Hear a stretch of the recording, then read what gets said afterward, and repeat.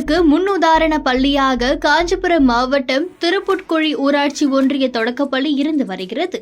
117 ஆண்டுகளுக்கும் மேலாக இந்த தொடக்கப்பள்ளி இயங்கி வருவது குறிப்பிடத்தக்கது.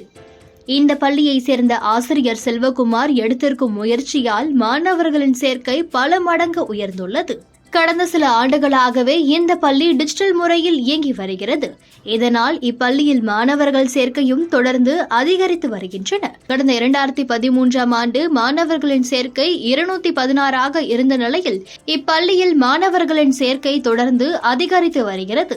இப்பள்ளியில் 2020ஆம் ஆண்டு 300 மாணவர்களும், 2021ஆம் ஆண்டு 324 மாணவர்களும், 2022ஆம் ஆண்டு 354 மாணவர்களும், 2023ஆம் ஆண்டு 364 மாணவர்களும், 2024ஆம் ஆண்டு 440 மாணவர்களும் என தொடர்ந்து மாணவர்கள் சேர்க்கையில் இந்த பள்ளி சாதனை படைத்து வருகிறது. இந்த வருடம் புதுவிதமாக அரசு பள்ளியில் மாணாக்கர்களை சேர்க்க QR கோட் உருவாக்கிய ஆசிரியர் அதன் மூலம் ஸ்கேன் செய்து வீட்டில் இருந்தபடியே பெற்றோர்கள் தங்களுடைய பிள்ளைகளை பள்ளியில் சேர்க்க விண்ணப்பத்தை பூர்த்தி செய்து பயனடையலாம். இதற்காக QR அடங்கிய விளம்பர பலகை மக்கள் கூடும் இடங்களில் வைக்கப்பட்டுள்ளது என ஆசிரியர் தெரிவித்தார். ஆன்லைன் மூலம் சேர்க்கை நடைபெறுவதாக ஆசிரியர்கள் அறிவித்து அதற்கான விளம்பரங்களில் ஈடுபட்டிருக்கும் தகவலை அறிந்த பள்ளி கல்வித்துறை அமைச்சர் அன்பில் மகேஷ் அவர்கள் தனது சமூக வலைதள பதிவில் இந்த புகைப்படங்களையும் பகிர்ந்து பாராட்டியுள்ளார். தற்போது சமூக வலைதளத்தில் அப்பள்ளி ஆசிரியர்களை பொதுமக்கள் பாராட்டி வருகின்றனர். நான் என் பசங்களை ஊராட்சி ஒன்றிய தொடக்கப்பள்ளி பால்செட்டி திருப்புக்குழியில் தான் சேர்த்துருக்கேன். நான் இந்த ஸ்கூலில் புதுசாக QR கோடு ஸ்கீம் ஓப்பன் பண்ணியிருக்காங்க.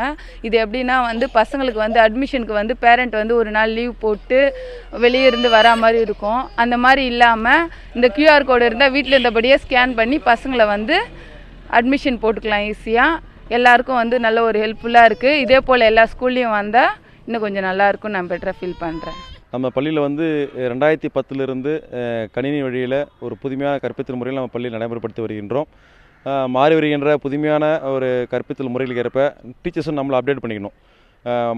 ஒவ்வொரு முறையும் நம்ம குழந்தைகள் உலகத்தரமான கற்பித்தலை செய்யணும்னா நாமளும் டீச்சர்ஸ் அப்டேட் பண்ணணும். அந்த வகையில் எங்கள் பள்ளியில் ஆசிரியர்களும் நிறைய புதுமையான கற்பித்தல் முறை செஞ்சு கொண்டிருக்கிறோம்.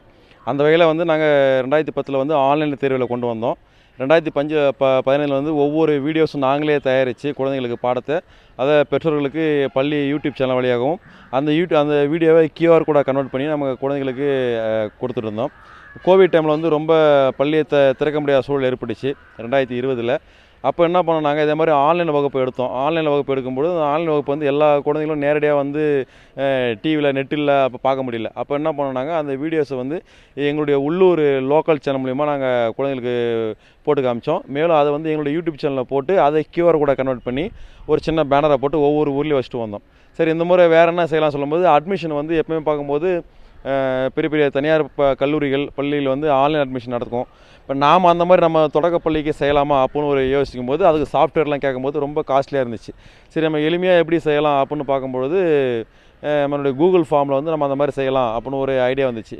அதை என்ன பண்ணோம், அந்த கூகுள் ஃபார்ம் ஒரு QR கோடு மாதிரி கன்வெர்ட் பண்ணி கொடுத்தா பேரண்ட் இன்னும் நல்லாயிருக்கும் அப்படின்னு சொல்லிட்டு அந்த கூகுள் ஃபார்மை QR கோடை கன்வெர்ட் பண்ணி இந்த மாதிரி ஒரு பேனர் மாதிரி போட்டு என்ன பண்ணோம், நம்ம பள்ளியுடைய வெளியிலையும் எங்களுடைய பேருந்து நிலையத்தை அருகிலும் அது மாதிரி ஒவ்வொரு மக்களுக்கும் சின்ன சின்ன நோட்டீஸ் மாதிரி போட்டும் நாங்கள் நியூஸ் பேப்பரில் பேரண்ட் வாட்ஸ்அப் குரூப்பில் அந்த மாதிரி அனுப்பிச்சிருக்கிறோம்.